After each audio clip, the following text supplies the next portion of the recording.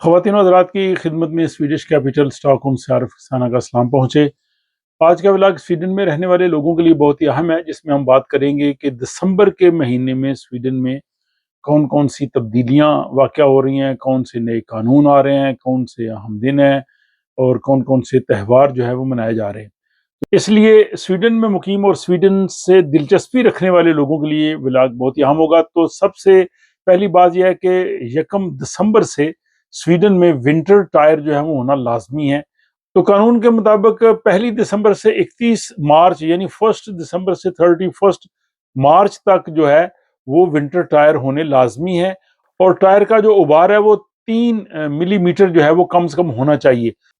और इस हवाले से 2024 से एक नया कानून भी नाफिज है कि जो टायर है उस पे 3PMSF लिखा होना जरूरी है, यानी पीक माउंटेन स्नो फ्लेक, ये निशान हो जाए होना जरूरी है। और अगर ये निशान ना हो तो 1200 स्वीडिश क्रोन जो है वो जुर्माना हो सकता है। तो इसलिए आप अपने टायरों को अच्छी तरह से चेक कर लीजिए कि उस पे ये निशान मौजूद है या नहीं। और 1 दिसंबर से 31 मार्च यानी 1 दिसंबर से 31 मार्च तक विंटर टायर होना जरूरी है। इसके बाद यह है कि स्वीडन में जो है वो पोलर नाइट्स यानी कुतबी रातें शुरू हो जाएंगी। ये ना सिर्फ स्वीडन बल्कि नॉर्वे और फिनलैंड के लिए भी है कि 1 दिसंबर से इन इलाकों में जो शुमाली इलाके इनमें सूरज जो है वो गायब हो जाएगा। और 1 दिसंबर से 11 जनवरी तक सूरज जो है वो नजर नहीं आएगा।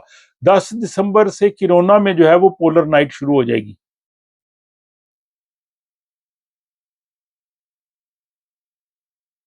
अगली अहम खबर यह है कि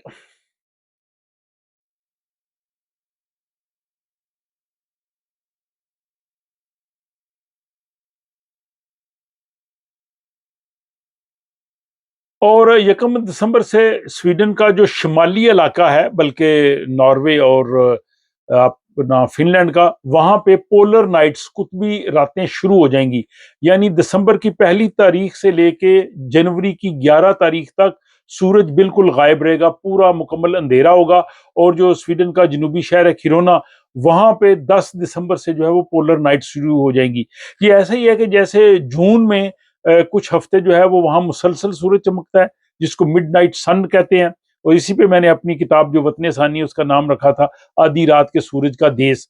तो दूसरी जानब स्वीडन जो है वो मुकम्मल रात का भी जो है वो देश बन जाता है जब ये पोलर नाइट्स शुरू होती हैं, यानी 1 दिसंबर से लेके 11 जनवरी तक। और इसी तरह 21 जो दिसंबर है वो साल का सबसे छोटा दिन है और सबसे लंबी रात होगी। और इस दिन के बाद जो है वो सूरज की रोशनी आहिस्ता आहिस्ता बढ़ती जाती है, जो कि फिर 21 जून तक सिलसिला जो है वो जारी रहता है। अगली दिसंबर की अहम अपडेट ये है कि दिसंबर की पहली तारीख से जो सरकारी इदारे हैं इनके दरमियान मालूमात को शेयर करने का कानून नाफिज हो गया है। ये इसमें स्कूल, हेल्थ सर्विसेज और जो सेहत आमा के इदारे हैं वो शामिल हैं। ये हुकूमत ने ये फैसला किया था। हुकूमत ने कहा था कि हमें उन तमाम लोगों के बारे में मालूमात चाहिए जो जराइम में मुलव्वस हों, या नौजवानों को गैंग्स की सूरत में जो इस्तेमाल करते हैं, या जो वेलफेयर फंड से सोशल सर्विसेज से गलत अदायगियाँ करके पैसे लेते हैं, खा वो जो फॉरशेकरिंग कासा है या किसी और इदारे से जो लेते हैं या फ्रॉड करते हैं, इन सब की जांच पड़ताल के लिए मालूमात इन तमाम इदारों से अब जो हुकूमत है, पुलिस है, वो हासिल कर सकेगी। तो ये 1 दिसंबर से एक नया कानून यहाँ पे नाफिज हो गया और ये तमाम जो इदारे हैं ये पाबंद होंगे हुकूमत को ये तमाम तर मालूमात देने के लिए। और दिसंबर की पहली तारीख से एक अहम अपडेट ये भी है कि आप अपने प्लाट में 50 मीटर तक अजाफी इमारत जो है वो बगैर बाकायदा परमिशन के बना सकते हैं, लेकिन आपको इसकी इत्तला जो है वो म्यूनिसिपैलिटी को देना जरूरी होगी। तो 50 मीटर तक जो अजाफी इमारत है, छोटा सा कमरा है या एनेक्सी है, इस तरह की जो चीज़ है वो आप अपने प्लाट पे बना सकते हैं। तो इस हवाले से ये काफ़ी रिलैक्स किया गया है उन लोगों के लिए जो इस तरह की कोई कंस्ट्रक्शन करना चाहते हैं। इसके बाद यह है कि 10 दिसंबर जो है वो स्वीडन के जो साइंसदान है नोबेल, उनका जो है वो यौम पैदाइश है।